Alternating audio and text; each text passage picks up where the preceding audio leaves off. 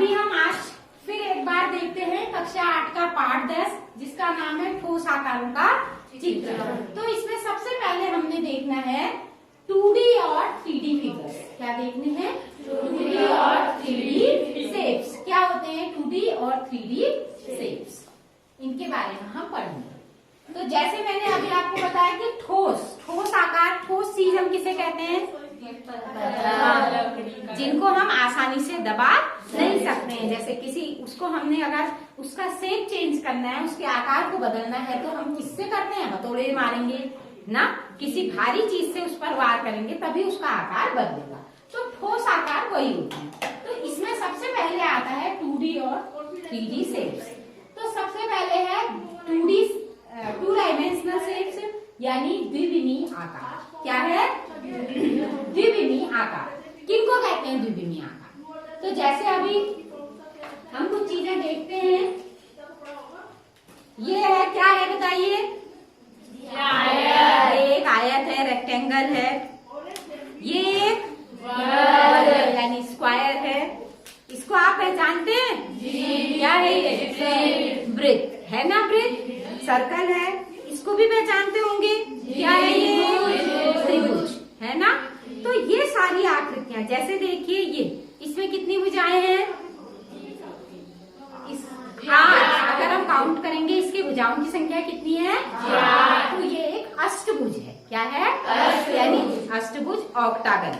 इसके अलावा ये कितनी भुजाओं वाला है? 5। क्या कहेंगे इसको? पेंटागन या पंचभुज। बिल्कुल सही, पेंटागन इसमें हमने बोला, और पंचभुज। इसके अलावा ये क्या है बताओ? 6 भुजाओं वाला षटभुज। क्या है? षटभुज, या इसको कहते हैं हेक्सागन। तो ये जितनी आकृतियां हैं, देखो, इसको आप किसी कागज पर, किसी बोर्ड पर आसानी से ड्रॉ कर सकते हैं। इसको आसानी से ड्रॉ कर सकते हैं, और इसको अगर आप काटेंगे तो पतला सा आपको पन्ने पे या चार्ट पेपर पर चीज कट के आ जाएगी ना। तो ये सारी आकृतियां कैसी आकृतियां होती हैं?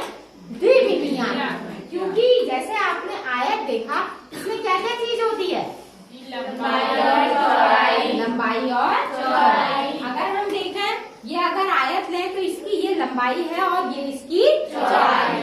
तो इसमें ऐसी आकृतियां जिनकी केवल कितनी विमाएं होती हैं? 2 विमाएं। कौन कौन सी? लंबाई और चौड़ाई। तो उनको कैसी आकृतियां कहते हैं? द्विविमीय आकृतियां कहते हैं। ठीक है, जैसे त्रिभुज है, वर्ग है, आयत है, वृत्त है, पंचभुज है, चतुर्भुज है।